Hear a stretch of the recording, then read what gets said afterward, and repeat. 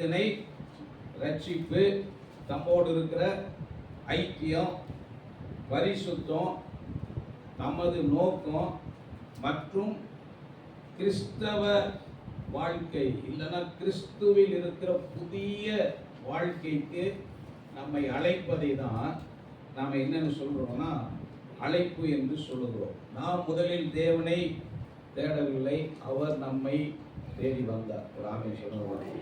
அவர் நம்மை தேடி வந்த தேவன் மாத்திரமல்ல, அவர் தம்மை தேடும்படி நமக்கு ஒரு அழைப்பை கொடுக்கிற தேவனாகவும் இருக்கிறார். அப்ப இந்த தேவன் எப்படிப்பட்ட தேவனாக இருக்கிறார்னா அழைப்புகளை கொடுக்கிற தேவனாக இருக்கிறார். இந்த அழைப்பு என்கிற தலைப்புல நம்ம தொடர்ந்து செய்திகளை பார்க்க போகிறோம். முதல் குறிப்பு என்னன்னா, பாவிகள் ரட்சிப்பை பெறும்படி தேவன் அழைக்கிறார்.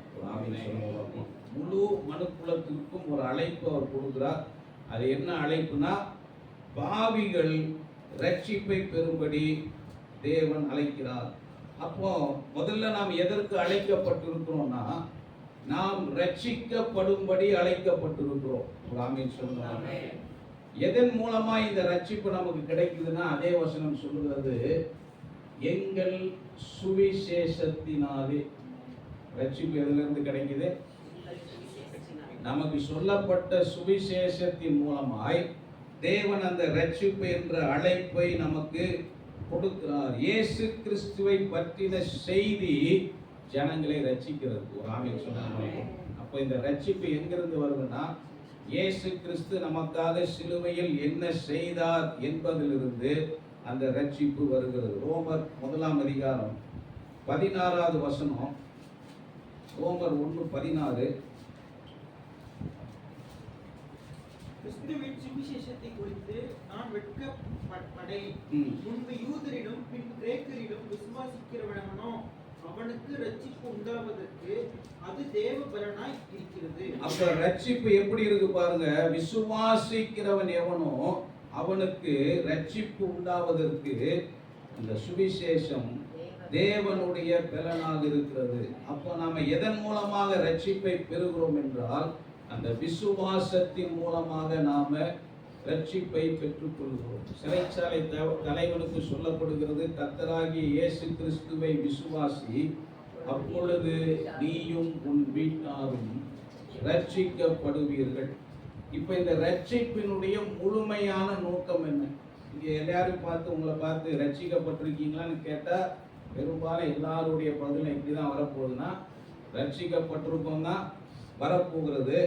ஆனா ரட்சிப்பின் முழுமையான நோக்கம் என்ன? தேவன் என்னை ரட்சித்தார்னு சொல்றோம்ல, தேவன் நம்மை ரட்சித்ததற்கு முழுமையான நோக்கம் என்ன? யாருக்கையாவது பதில் இருக்கா?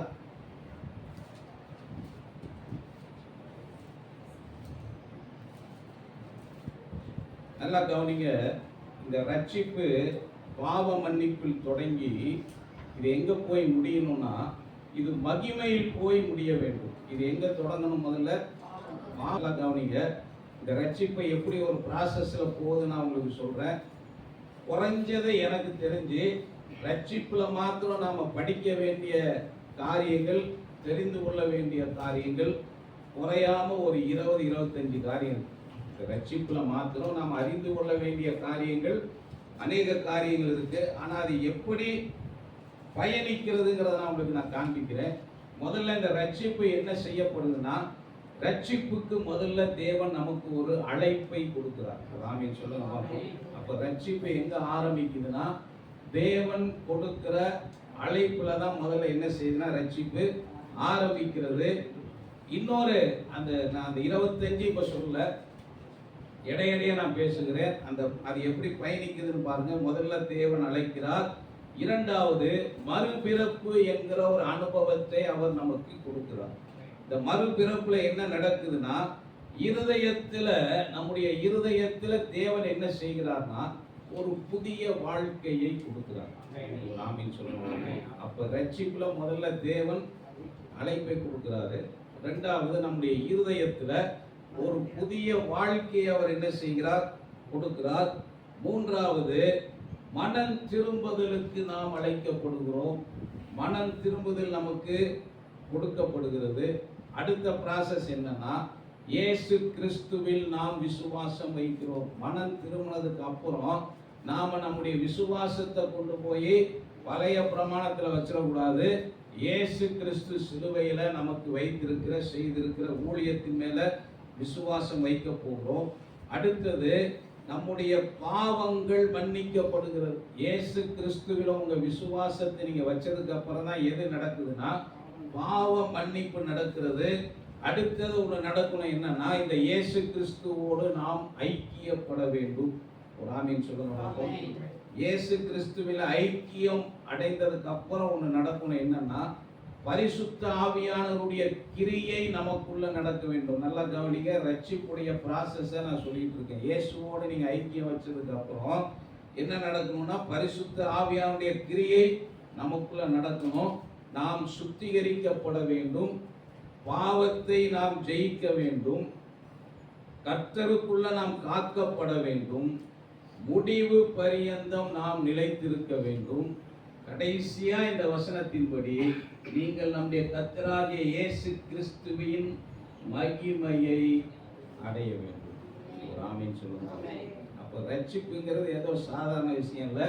இது அழைப்புல தொடங்கி இயேசு கிறிஸ்துவினுடைய மகிமையை நாம் பெரும்படி நாம் அழைக்கப்படுகிறோம். மகிமையை அடையும் பொருட்டாக. அடையும் பொருட்டாகனா என்னன்னா பெற்றுக்கொள்ளும் பொருட்டாக, அவருடைய மகிமையில நாம பங்கெடுக்கும் பொருட்டாக.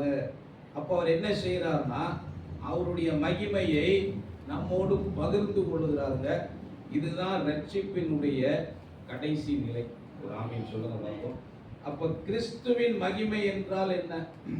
கிறிஸ்துவின் மகிமைனா என்னன்னா அவருடைய தெய்வீக மேன்மை, அவருடைய கனம் மற்றும் அவருடைய நித்திய நிலையை குறிக்கிறது. இயேசுவின் மகிமையில நாம பங்கெடுக்கிறோம்னா என்ன அர்த்தம்னா அவருடைய தெய்வீக மேன்மையில நாம பங்கெடுக்கிறோம், அவருடைய கனத்துல நாம் என்ன செய்கிறோம்? பங்கெடுக்கிறோம். அவருடைய நித்திய நிலையில் நாம் பங்கெடுக்கிறோம். இவ்வுலகத்துல பங்கெடுத்தாலும் நாம் தேவன் இல்லை, அவருடைய மகிமையில அவர் நமக்கு பகிர்ந்து கொடுக்கிறார். புரிஞ்சவங்க ஆமீன் சொல்லலாம். இப்போ வாசிங்க யோவான் 17:22. உங்களுக்கு புரியும் நினைக்கிறேன். யோவான் 17:22. அவர் என்ன சொல்றார் பாருங்க. இயேசு கிறிஸ்து, நீர் எனக்கு தந்த மகிமையை நான் அவர்களுக்கு கொடுத்தேன். ரட்சிப்பினுடைய முழுமை என்னன்னா இயேசுவினுடைய மகிமையில நாம் பங்கெடுப்பது. ரட்சிப்பு என்றால் என்ன? ரட்சிப்புக்கு இவ்வளவு தூரம் ப்ராசஸ் இருக்குன்னு நான் உங்களுக்கு சொல்லியிருக்கேன். ரட்சிப்புனா என்ன? எல்லாருக்கும் தெரிஞ்ச ஒரு ஸ்டேட்மெண்ட் தானே, சொல்லாம? ரட்சிப்பு என்றால் என்ன? அப்படியே பேரறிஞ்ச மாதிரி உட்காந்து. ரட்சிப்பு என்றால் என்ன? இதை முதல்ல கேட்டிருந்தீங்கன்னா சொல்லியிருக்கோம். இப்போ என்ன இடையில 25 இது சொல்லுங்க. ரட்சிப்பு என்றால் என்ன? யாரெல்லாம் ரட்சிக்கப்பட்டிருக்கீங்க? ஒருத்தர் இல்லவே இல்லைன்ட்டா மறுதளிச்சுட்டான். இது நான் கடை செய்தி முடியும் போது நான் பதில் சொல்லிக்கிறேங்கிறான். சொல்லுங்க, ரட்சிப்பு என்றால் என்ன?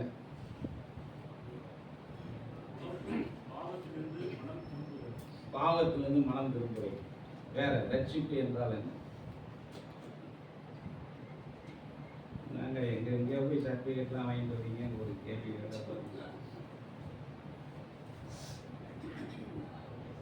உண்மையில இங்கே சர்டிஃபிகேட் வாங்காத ஒரே ஆள் நான் தான். +2 சர்டிஃபிகேட் மட்டும்தான் இருக்கு என்கிட்ட இப்போதைக்கு. சொல்லுங்க, ரட்சிப்பு என்றால் என்ன? தேவன் ஒரு பாவியை, நல்லா புரிந்து கொள்ளுங்க, ரட்சிப்புனா என்னன்னு தெளிவாக உங்களுக்கு சொல்லித்தரேன்.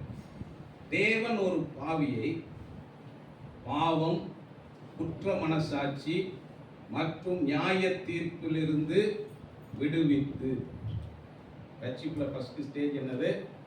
பாவம், குற்ற மனசாட்சி மற்றும் நியாய தீர்ப்பிலிருந்து விடுவித்து இயேசு கிறிஸ்துவின் மூலமாக தம்மோடு சரியான உறவுக்குள் கொண்டு வந்து. தேவன் என்ன செய்கிறாரு? இயேசு கிறிஸ்துவின் மூலமாய் தம்மோடு சரியான உறவுக்குள் கொண்டு வந்து இம்மையில் புதிய வாழ்க்கையையும் மறுமையில் மகிமையையும் கொடுப்பதை நாம் ரட்சிப்பு என்று சொல்லுவோம். நல்லா கவனிங்க.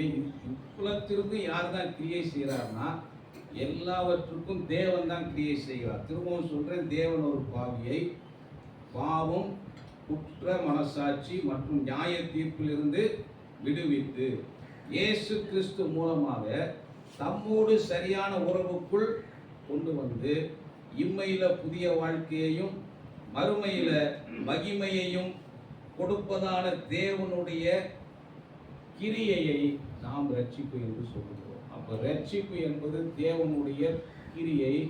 அவர் கிரியை செய்கிறார், அவர் அழைக்கிறாரு, அவர் கொடுக்கிறாரு, எல்லாவற்றையும் அவர் தான் செய்கிறார். நாம் அவைகளை பெற்று அனுபவிக்கிற இடத்துல நாம் இருக்கிறோம். இதுவரைக்கும் புரிஞ்சவங்க ராமன் சொல்லலாம். சபைகள் கவனிங்க, ரட்சிப்பை பேசாமல் ஆசீர்வாதத்தை பேசினதின் விளைவு. சபைகள் கிட்டத்தட்ட ஒரு 20-25 வருஷமா ரட்சிப்பை பேசாம ஆசீர்வாதத்தில் பேசினதின் விளைவு என்னன்னா, இப்போ விசுவாசிகள் வீட்டில் என்ன செய்யறாங்க? வாரம் முழுவதும் சொல்லுங்க, வாரம் முழுவதும் வாழ்க்கை எப்படி இருக்கு? ரட்சிப்பை பேசாம ஆசீர்வாதத்தை பேசினதின் விளைவு, வீட்டில் இருக்கிற ரிமோட் எல்லாம் தேய்ச்சி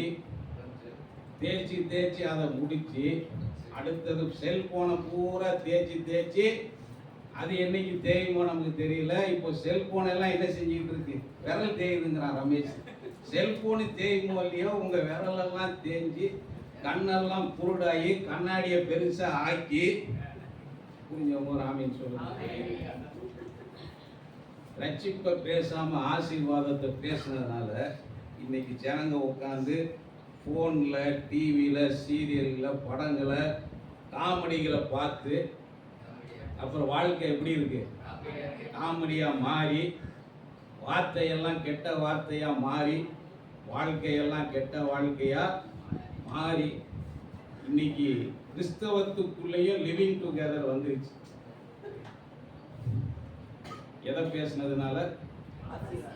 ரட்சிப்பை பேசாம ஆசீர்வாதத்தை பேசினதின் விளைவு என்னன்னா, கிறிஸ்தவர்களுக்கு கிறிஸ்தவ வாழ்க்கை என்ற ஒரு வாழ்க்கையே தெரியாம போயிடுச்சு. ஏன்னா நம்ம ரட்சிப்பிலிருந்து நேரா நித்தியத்தை பேசுனதுனால இடையில ஒரு கிறிஸ்தவ வாழ்க்கை இருப்பதே ஒரு தலைமுறைக்கு என்ன செஞ்சிருச்சுன்னா தெரியாம போயிடுச்சு. 1 பேதுரு 5ஆம் அதிகாரம் 10வது வசனம், இந்த ரட்சிப்புக்கு தேவன் எதற்கு நம்மை அழைத்திருக்கிறார்னு பேதுரு தெளிவா சொல்றார். 1 பேதுரு 5:10, கிறிஸ்து இயேசுவுக்குள் நம்மை தமது நித்திய மகிமைக்கு அழைத்தவராய் இருக்கிறார். எதற்கு அழைத்திருக்கிறாராம் பாருங்க, நித்திய மகிமைக்கு அழைத்தவராய் இருக்கிற சகல கிருபையும் பொருந்திய தேவன் தாமே கொஞ்ச காலம் பாட அனுபவிக்கிற உங்களை சீர்படுத்தி, ஸ்திரப்படுத்தி, பலப்படுத்தி நிலைநிறுத்துவாராக. கவனிங்க, ரட்சிப்பு தேவனுடைய அழைப்புல தொடங்கி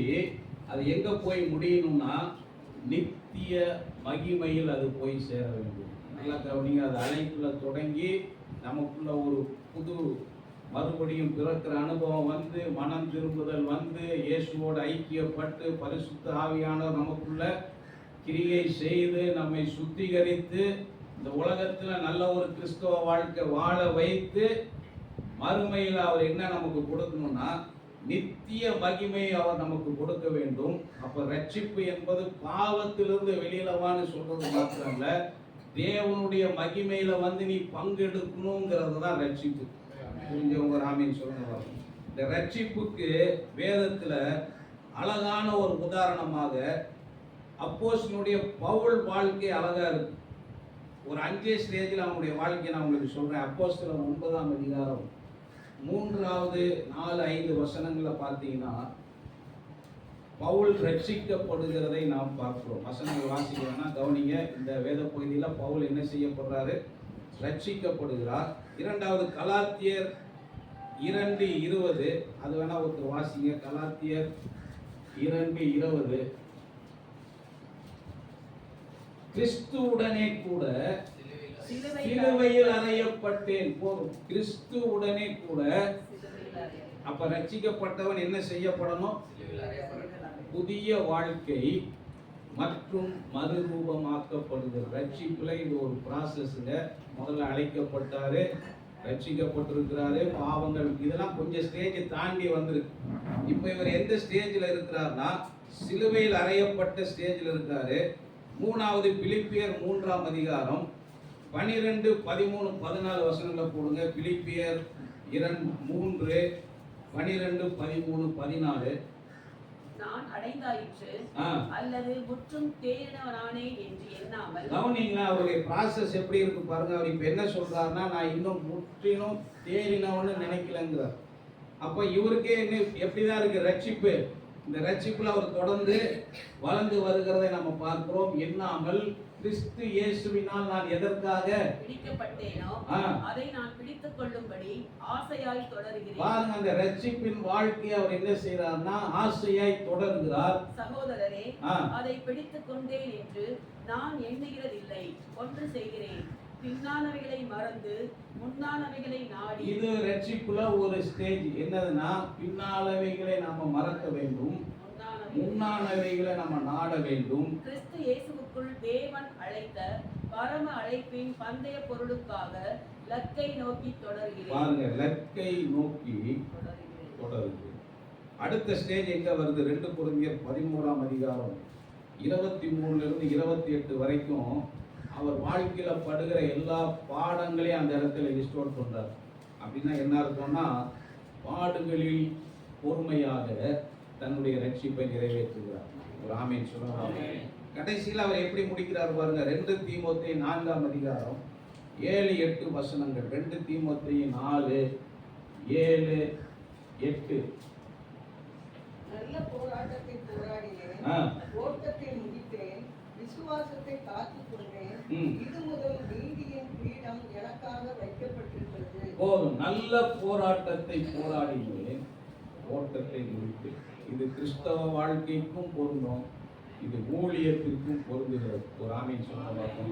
அப்ப இதுதான் ரட்சிப்பினுடைய ஒரு ஒரு ப்ராசஸ். அழைக்கப்பட்டோம், நல்லது. இன்றைக்கு நம்முடைய பாவங்கள் மன்னிக்கப்பட்டிருக்கிறது, நல்லது.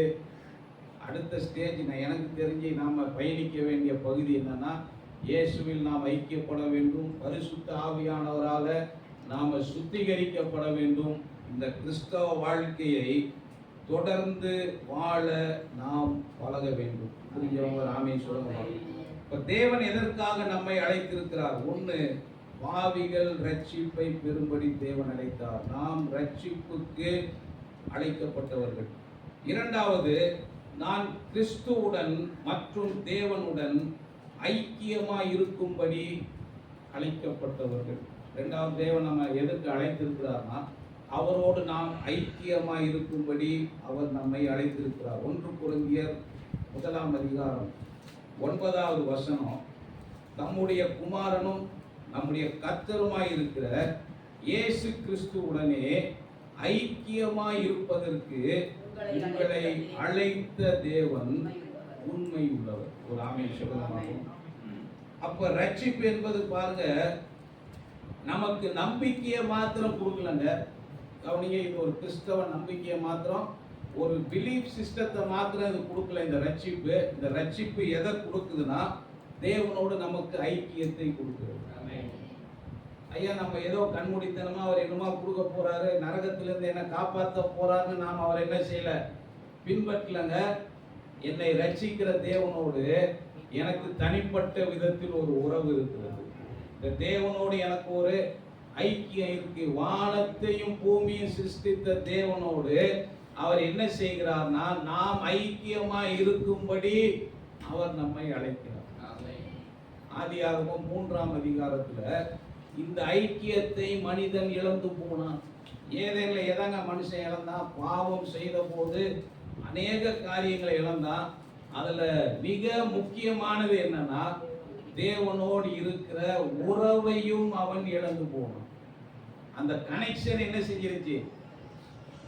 ஆதியாகமம் 3ஆம் அதிகாரம் 7வது வசனம் நினைக்கிறேன். பகலின் குளிர்ச்சியான வேளையில் அந்த வசனத்தை வாசிங்க. ஆதியாகமம் பகலில் குளிர்ச்சியான வேளையிலே தோட்டத்தில் உலாவுகிற தேவனாகிய கர்த்தருடைய சத்தத்தை அவர்கள் கேட்டார்கள்.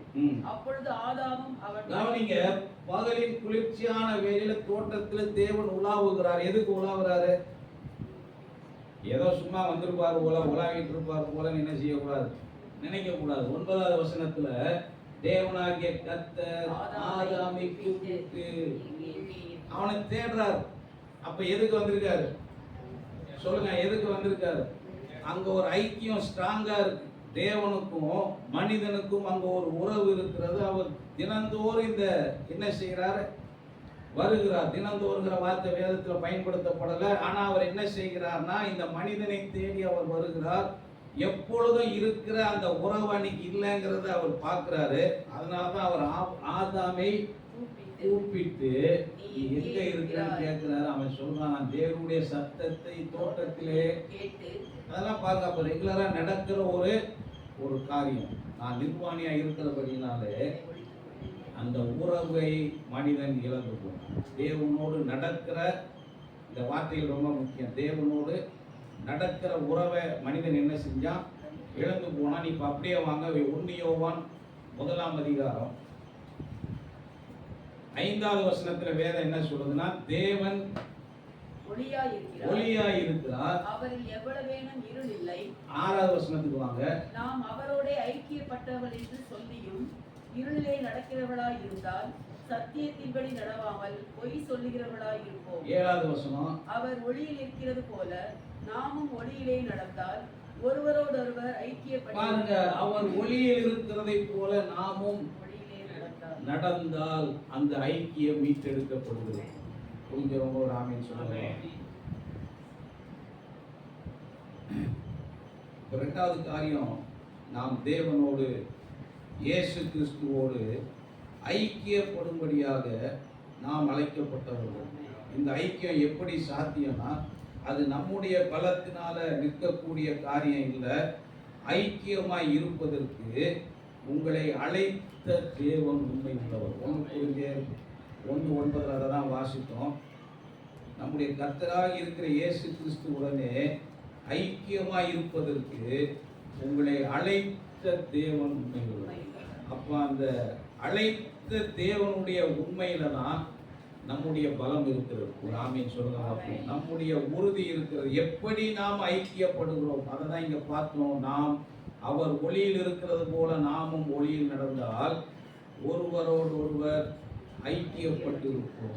இங்க நாம தேவனோடு உள்ள ஐக்கியத்தை குறித்து நாம வாசிக்கிறோம்.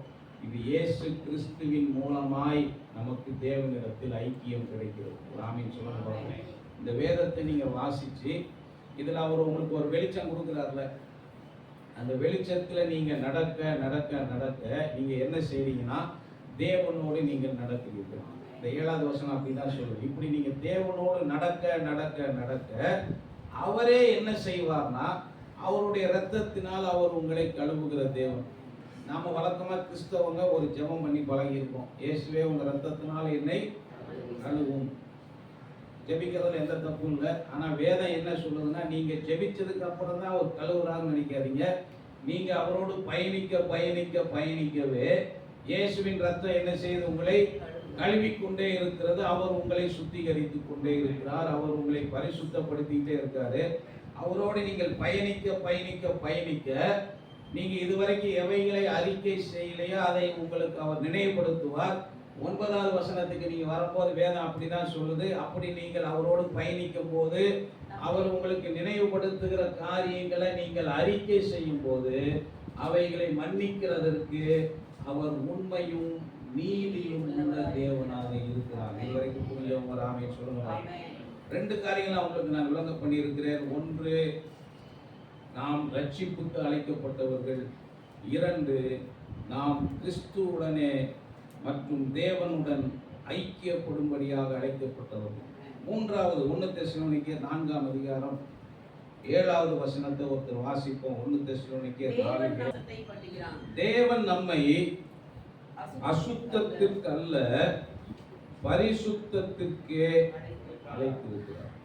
நாம் ரட்சிக்கப்படும்படி மாத்திரம் அழைக்கப்படவில்லை, பரிசுத்தப்படும்படியாகவும் அழைக்கப்பட்டிருக்கிறோம். ஒரு ஆமீன் சொல்லுங்க. அப்ப இந்த கிறிஸ்தவ வாழ்க்கை ஏதோ ரட்சிக்கப்பட்டங்க, என் பாவத்தெல்லாம் இயேசு என்ன செஞ்சிட்டாரு, மன்னிச்சுட்டாருங்கிறதோட இங்க முடியல. எனக்கு இப்பவுமே பரலோகத்தில் ஒரு இடம் கிடைச்சிருச்சு, ஏசு இன்னைக்கு வந்தா நான் நரகத்துக்கு போக மாட்டேங்கிறதோட நம்ம கிறிஸ்தவ வாழ்க்கை முடியல, ரட்சிப்பு முடியல. தேவன் இன்னொரு காரியத்தை நம்ம இடத்துல எதிர்பார்க்கிறார். தேவன் நம்மை அசுத்தத்திற்கு அல்ல, பரிசுத்தத்திற்கு அழைத்திருக்கிறார். அசுத்தம் என்பது பாவம், கரைப்பட்ட வாழ்க்கை மற்றும் உலக வாழ்க்கை.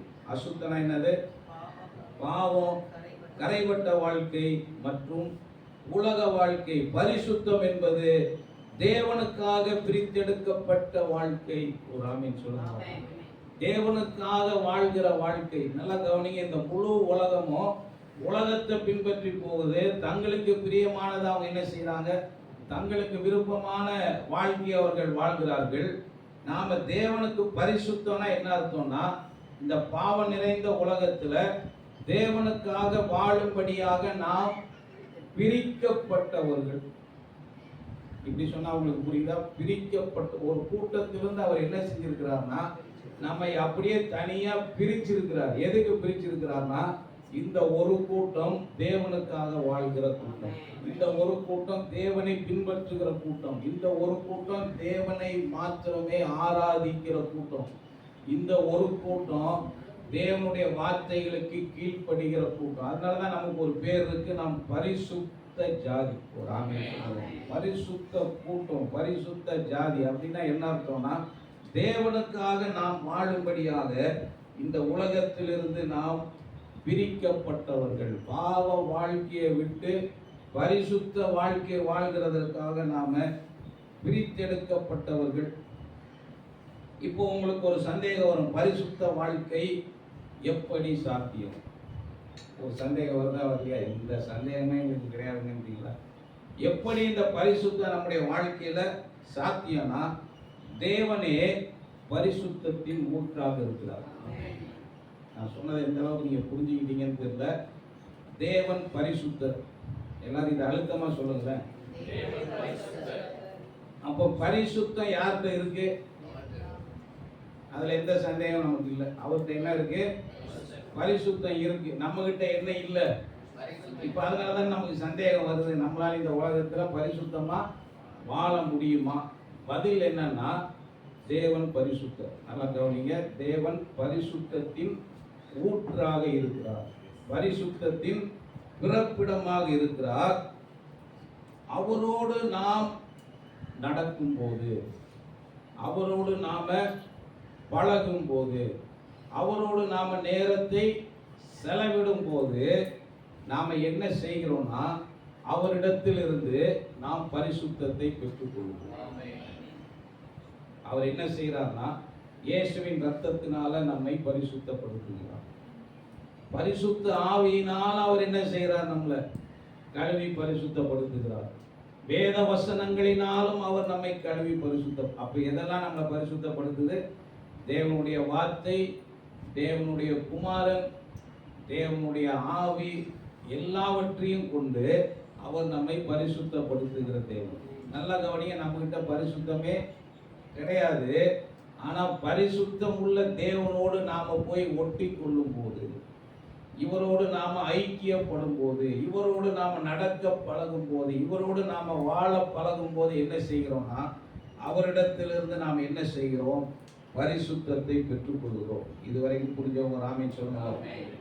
1 தெசலோனிக்கேயர் 4ஆம் அதிகாரம் 3வது வசனத்துல ஒரு காரியத்தை வெளிப்படுத்துறாரு. நீங்கள் பரிசுத்தம் உள்ளவர்களாக வேண்டும் என்பதே தேவனுடைய சித்தமாய் இருக்கிறது. ஆமா, நிறைய பேருக்கு ஒரு கேள்வி, என் வாழ்க்கையில தேவனுடைய சித்தம் என்ன? உங்க வாழ்க்கையில தேவன் வச்சிருக்கிற எல்லா சித்தத்திலையும் இங்க ஒரு சித்தமும் சேர்த்து எழுதப்பட்டிருக்கு. நீங்கள் பரிசுத்தம் உள்ளவர்களாய் இருக்க வேண்டும் என்பதே தேவனுடைய சித்தம். இது ஏன் தேவனுடைய சித்தம்னா, எபிரேயர் 12:14 சொல்லுது, பரிசுத்தம் இல்லாமல் ஒருவரும் கர்த்தரை தரிசிப்பதில்லை. ஆமென் சொல்லுங்க. இதை எப்படி தேவன் செயல்படுத்துகிறார்? நேற்று பாஸ்டர்ஸ் மீட்டிங்ல இதை தான் நான் பேசினேன். இதை எப்படி தேவன் செயல்படுத்துகிறார்? நீதிமானாக்கப்படுதல் என்பது வேறு, சுத்திகரிக்கப்படுதல் என்பது வேறு. திரும்பவும் சொல்றேன், நீதிமானாக்கப்படுதல் என்பது வேறு, சுத்திகரிக்கப்படுதல் என்பது வேறு. இந்த நீதிமானாக்கப்படுவதையும் சுத்திகரிக்கப்படுவதையும் நாம ஒண்ணா போட்டு குழப்பிடக்கூடாது. இது வேற, இது வேற. ரோமர் 5ஆம் அதிகாரம் 1 வசனத்துல வேதம் சொல்லுகிறது, நாம் விசுவாசத்தினாலே நீதிமான்களாக்கப்பட்டிருக்கிறபடியால். அப்ப நாம விசுவாசத்தினால என்னவா மாற்றப்பட்டிருக்கிறோம்? சொல்லுங்க, நாம என்னவா மாற்றப்பட்டிருக்கிறோம்? உண்மையிலே யார் நீதிமானாக முடியும்? வேதம் சொல்லுது. யார் தெரியுமா நீதிமானாக முடியும்? முதல் 5 புத்தகம் அதை தான் சொல்லுது. ஆதியாகமம், யாத்திராகமம், லேவியராகமம், என்னாகமம், உபாகமம். இதெல்லாம் நீ கரெக்டா ஃபாலோ பண்ணினா நீ நீதிமான். அப்ப எப்படி நீங்க நீதிமானாக முடியும்? என்ன வாய்ப்பே இல்லை. இந்த 5 செஞ்சுட்டா நம்ம என்ன செஞ்சிடலாம்? 5 கடைபிடிச்சிட்டா நீதிமான் ஆயிடலாம். இப்படிதான் ஒரு பிரமாணத்தை முதல்ல என்ன செஞ்சாரு? அவரு கொடுத்தாரு. இப்ப 5 செஞ்சுட்டா என்னது? நம்ம நீதிமான். ஆனா எல்லாரும் செஞ்சு பார்த்தாங்க, யாராலும் என்ன செய்ய முடியல? அதை நிறைவேற்றி நீதிமானா மாற முடியல. ஆனா ஒருத்தர் வந்து செஞ்சு காமிச்சார். மத்தேயு 5:17 அவர் என்ன சொல்லிட்டாரு? இதெல்லாம் அழிக்கிறதுக்கு நான் வரல, நிறைவேற்றுகிறதற்கு வந்தேன். நல்லா கவனிங்க, மனிதன் இந்த சரீரத்தில் இந்த பூமியில வாழ்ந்து அந்த 5 ஆண்டவர் கொடுத்த நியாய பிரமாணத்தை கை கொண்டு நீதிமான் ஆகிறதற்கு ஏற்படுத்தி வைத்திருந்தார். எந்த மனுஷனாலே அதை என்ன செய்ய முடியல? நிறைவேற்ற முடியல. நம்மால் எதை வாழ முடியவில்லையோ அதை இயேசு கிறிஸ்து அவருடைய சரீரத்தில் வாழ்ந்து காண்பித்தார். இப்போ வாழ முடியுமா? முடியாதா? வாழ முடியுங்கிறத காமிச்சிட்டார். இப்போ அவர் என்ன சொல்றாருன்னா, உனக்காக நான் வாழ்ந்துட்டேன். நீ அடிக்கப்பட வேண்டிய இடத்துல நான் அடிக்கப்பட்டாச்சு. நீ நிறைவேற்ற வேண்டிய எல்லாத்தையும் நான் என்ன செஞ்சிட்டேன்? இதெல்லாம் அவருக்காக வந்து செய்யல, நமக்காக வந்து செஞ்சிருக்காரு. நம்மால வாழ முடியாதுங்கிறதுக்காக அவரே வந்து என்ன செஞ்சிட்டாரு? எல்லாவற்றையும் வாழ்ந்து முடிச்சிட்டாரு. இப்போ நாம என்ன செய்யணும்னா, இயேசு இவைகளை எனக்காக செய்தார்னு விசுவாசிச்சா போதும். இயேசு கிறிஸ்துவின் மேல விசுவாசம் வச்சா போதும். இன்றைக்கு நீங்களும் நானும் நீதிமான். இதுதான் நீங்க வாசித்தீங்க, நாம் விசுவாசத்தினாலே நீதிமான்களாக்கப்பட்டு இருக்கிறபடியா. இப்ப நீங்களும் நானும் யாரு? நீங்களும் நானும் நீதிமான். எதனால? எதின் அடிப்படையில்? இயேசு செஞ்சார்னு நான் நம்பினதுனால இன்னைக்கு நான் வந்து நீதிமான். அப்படின்னா என்ன அர்த்தம்னா, தேவன் முன்பாக நம்முடைய நிலை மாற்றப்பட்டு இருக்கிறது. ஆதியாகமம் 3ல இருந்து தேவனுக்கு முன்பாக மனிதனுடைய நிலை என்னன்னா, இவன் ஒரு பாவி. எல்லாரும் சொல்லுங்க, இவன் ஒரு, நான் ஒரு பாவி. எதுல இருந்து? ஆதியாகமம் 3ல இருந்து நான் தேவன் முன்னாடி போய் நின்னா எனக்கு என்ன அடையாளம்? நான் ஒரு பாவி. இப்போ ஒரு கோர்ட்டை மைண்ட்ல வச்சுக்கோங்க. நீங்க போய் நிக்கிறீங்க, ஜட்ஜி அங்க இருக்கிறாரு, நாம பாவம் செய்தவர்கள். அப்ப நமக்கு என்ன தீர்ப்பு வரணும்? பாவின்னு இப்ப அவர் தீர்ப்பு கொடுக்கணும். தேவன் நமக்கு என்ன தீர்ப்பு கொடுக்கணும்? பாவின்னு தீர்ப்பு கொடுக்கணும். ஆனா அந்த இடத்துல நீங்க என்ன சொல்லிட்டீங்கன்னா, எனக்காக இயேசு சிலுவையில எல்லாவற்றையும் சுமந்து விட்டார். இயேசு எனக்காக சிலுவையில எனக்காக தண்டிக்கப்பட்டுட்டாரு. இந்த இயேசுவின் மேல நான் விசுவாசம் வச்சிருக்கேன்னு சொல்லிட்டீங்கன்னா, அந்த இடத்துல அவர் உங்களை பார்த்து பாவின்னு சொல்லாம உங்களை நீதிமான்னு உங்களுக்கு தீர்ப்பு கொடுத்துட்டார். இதுக்கு பேர் தான் என்னதுன்னா, விசுவாசத்தினாலே நீதிமானாக்கப்படுதல். இப்ப நல்லா கவனிங்க, நீதிமானாக்கப்படுதல் என்பது வேறு, சுத்திகரிக்கப்படுதல் என்பது வேறு. நீதிமானாக்கப்படுதல் என்பது வாழ்நாள்ல ஒரே ஒரு முறை நடப்பது. வாழ்க்கை முழுசும் அவர் வந்து மாசம் மாசம் வந்து நீ நீதிமான், நீ நீதிமான்னு சொல்ல வேண்டிய அவசியம் இல்லை. அப்படி அவர் சொல்றது இல்லை. என்னைக்கு நீங்க விசுவாசிச்சீங்களோ அன்னையிலிருந்து நீங்க நீதிமான். புரியுதா நான் உங்களுக்கு சொல்றது? ரோமர் 3ஆம் அதிகாரம் 24வது வசனம் வாசிங்க. ரோமர் 3:24. இலவசமாய் அவருடைய கிருபையினாலே கிறிஸ்து இயேசுவில் உள்ள மீட்பை கொண்டு நீதிமான்களாக்கப்படுகிறார்கள். தேவன் பொறுமையாய் இருந்த முற்காலத்தில் நடந்த பாவங்களை தாம் பொறுத்து கொண்டதை குறித்து தம்முடைய நீதியை காண்பிக்கும் பொருட்டாகவும் தாம் நீதியுள்ளவரும் இயேசுவினிடத்தில் விசுவாசமாய் இருக்கிறவனை நீதிமான் ஆக்குகிறவருமாய் விளங்கும்படி இயேசுவினிடத்தில் விசுவாசமாய் இருக்கிறவனை நீதிமானாக்குகிறவருமாய் விளங்கும்படி. கவனிங்க, இலவசமாய் அவருடைய கிருபையினாலே கிறிஸ்து இயேசுவின் மீட்பை கொண்டு நீதிமானாக்கப்பட்டீர்கள். லூக்கா 23:43. வெள்ளிக்கிழமை நீங்க வந்து பேசுவீங்க. இயேசு கல்லன்ட்ட பார்த்து சொல்றாரு, இன்றைக்கு நீ என்னுடனே கூட. அவ்வளவுதான், இதான் நீதிமான். ஏன் இவன் பரதேசில இருப்பான்னா, பாவி என்ற அடையாளம் நீக்கப்பட்டது. இப்ப இவன் தேவனுக்கு முன்னாடி யாரு? இப்ப புரிஞ்சிருச்சா உங்களுக்கு? அப்ப நீதிமான் என்று அறிவிக்கப்படுவது வாழ்க்கையில ஒரு முறை மட்டும்தான் நடக்குது. விசுவாசத்தை பெற்றவுடனே நாம நீதிமான் என்று அழைக்கப்படுகிறோம். பாவத்தின் தண்டனை நீக்கப்படுகிறது. தேவனுக்கு முன்பாக இதுவரைக்கும் பாவியாக நின்ற நான் இப்பொழுது நீதிமானாக நிற்கிறேன். இது உடனடியாக நடப்பது. இது கிறிஸ்துவின் கிரியைகள் மூலமாக நமக்கு கிடைத்தது. இதுவரைக்கும் நான் என்ன பேசினேன்? எதை பத்தி பேசினேன்? நீதிமானாக்கப்படுவது. நான் ஏற்கனவே சொன்னேன், நீதிமானாக்கப்படுவது என்பது வேற, சுத்திகரிக்கப்படுவது என்பது வேற. இப்ப சுத்திகரிக்கப்படுறதுன்னா என்னன்னு உங்களுக்கு சொல்றேன். 2 தீமோத்தேயு 2ஆம் அதிகாரம் 21வது வசனம். 2 தீமோத்தேயு 2:21. ஒருவன் இவைகளை விட்டு தன்னை சுத்திகரித்து கொண்டால் அவன் பரிசுத்தமாக்கப்பட்டதும். ஒருவன் இவைகளை விட்டு தன்னை சுத்திகரித்து கொண்டால் பரிசுத்தமாக்கப்பட்டதும். 2 கொரிந்தியர் 7:1. மாம்சத்திலும் ஆவியிலும் உண்டான எல்லா அசூசியும் நீங்க நம்மை சுத்திகரித்து கொண்டு பரிசுத்தமாகுதலை. கவனிங்க, அப்ப அந்த சுத்திகரிப்புக்கு அடுத்தது ஒரு வார்த்தை பயன்படுத்தப்படுகிறது. அது என்னன்னா பரிசுத்தமாக்கப்படுவது. அப்போ ஒருத்தன் சுத்திகரிக்கப்பட்டு அவன் என்னவா மாறுகிறான்னா பரிசுத்தமாக்கப்படுகிறான். 2 பேதுரு 1:9 வேதம் சொல்கிறது, அவன் முன் செய்த பாவங்களற தான் சுத்திகரிக்கப்பட்டதை மறந்து. அப்போ நான் ஏற்கனவே ஒரு 6 மாசம் அந்த செய்தி உங்களுக்கு எடுத்தேன். 2 பேதுரு 1ஆம் அதிகாரத்துல விசுவாசத்தோடு சேர்க்க வேண்டிய 7 காரியங்கள் சொன்னா, இதை ஒருத்தன் செய்யலன்னா அவன் என்ன செய்யறானா பாருங்க.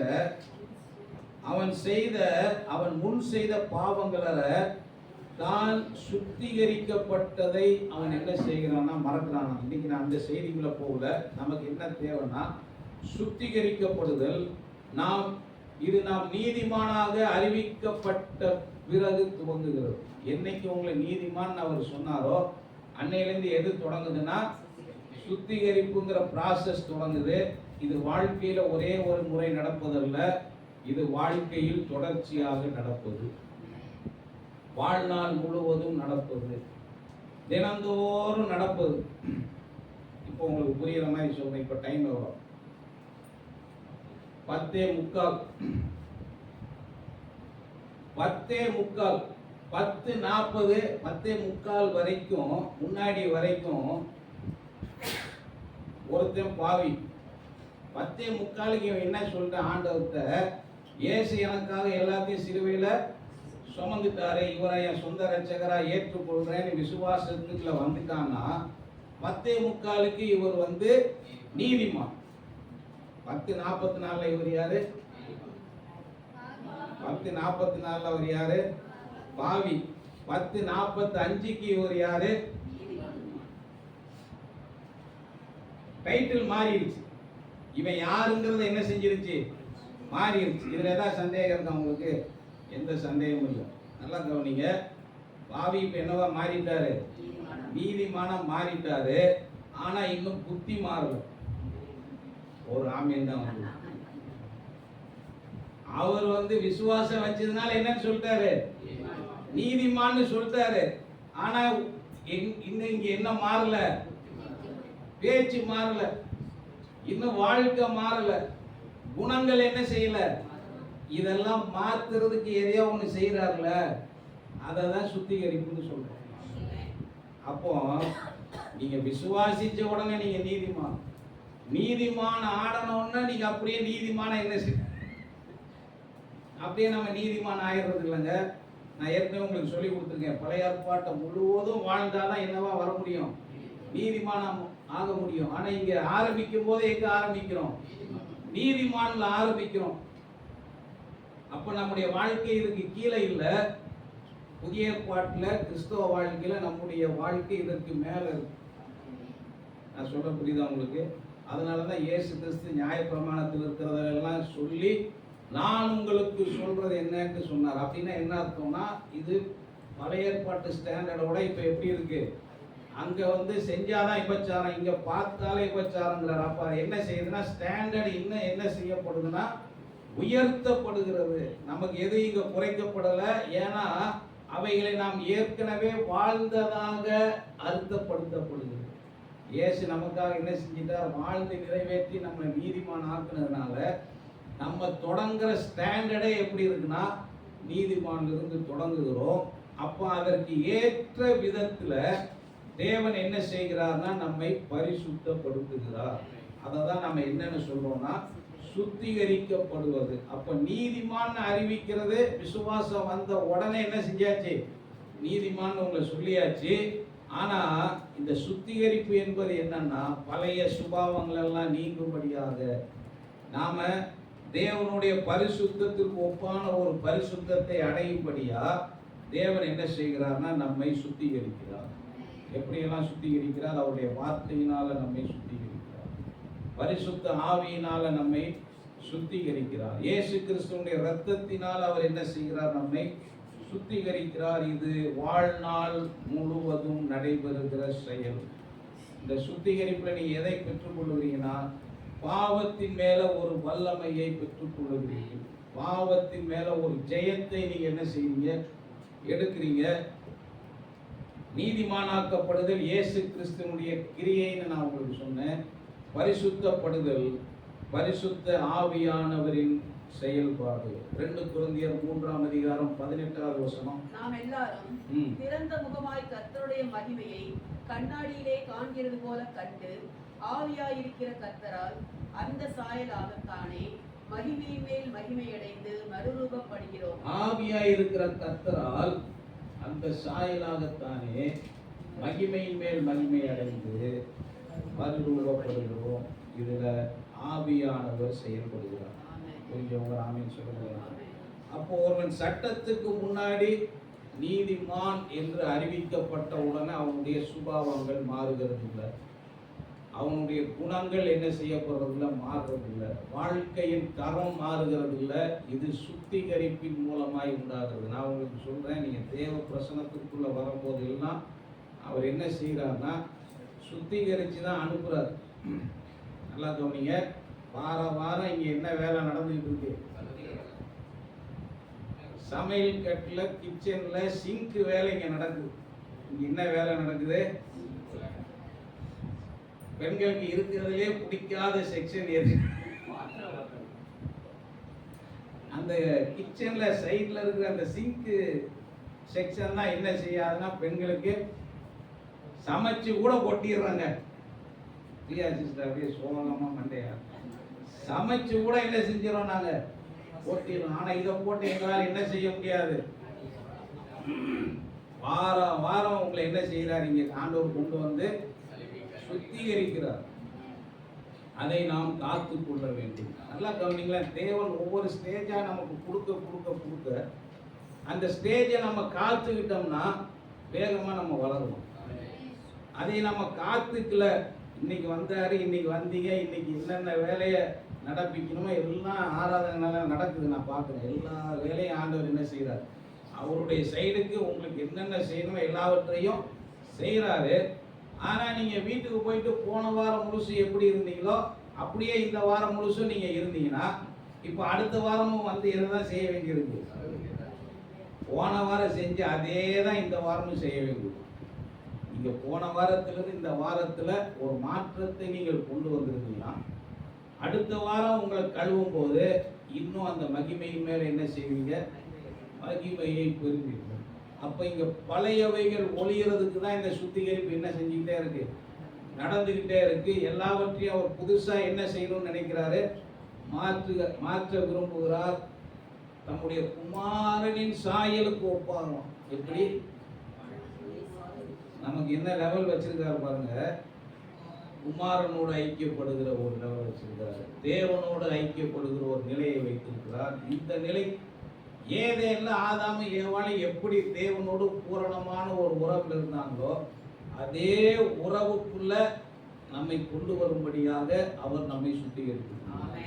அந்த நிலைக்கு, அந்த மகிமைக்கு, அவர்கள் மேல் இருந்த அந்த மகிமைக்கு, அவர்களுக்குள்ள இருந்த அந்த உறவு, அவர்களுக்குள்ள இருந்த அந்த சந்தோஷம், அவர்களுக்குள்ள இருந்த ஒரு நம்பிக்கை, நாளைய தினத்தை குறித்த கவலை இல்லாத ஒரு நிலை, ஒரு இலை, என்னெல்லாம் ஆதியாம உணர்வுல இருந்துச்சோ அதை மீட்டு கொடுக்கிறதுக்கு தான் இன்றைக்கு தேவன் இவ்வளவாய் நமக்குள் செயல்படுகிறார்.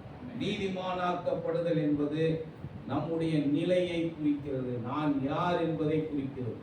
நீதிமான் என்பது நான் யார் என்பதை குறிக்கிறது. சுத்திகரிப்பு என்பது நம்முடைய வாழ்க்கை மாறுகிறதை குறிக்கிறது. வெளிப்படுத்தல் 22:11 நீதி உள்ளவன் இன்னும் நீதி செய்யப்படும். இந்த வேத வசனங்களின்படி வாழ்கிறது தான் நம்முடைய நீதி. கர்த்தர் இந்த வார்த்தையை நமக்கு ஆசீர்வதித்து தருவாராக. கேட்ட செய்திக்காக நம்ம ஜெபித்து முடிக்க போகிறோம். எல்லாம் எழுந்து நிற்போம். தேவ சமூகத்தில் எல்லாரும் எழுந்து நிற்போம். இயேசுவே நாங்கள் நன்றியோடு துதிக்கிறோம்.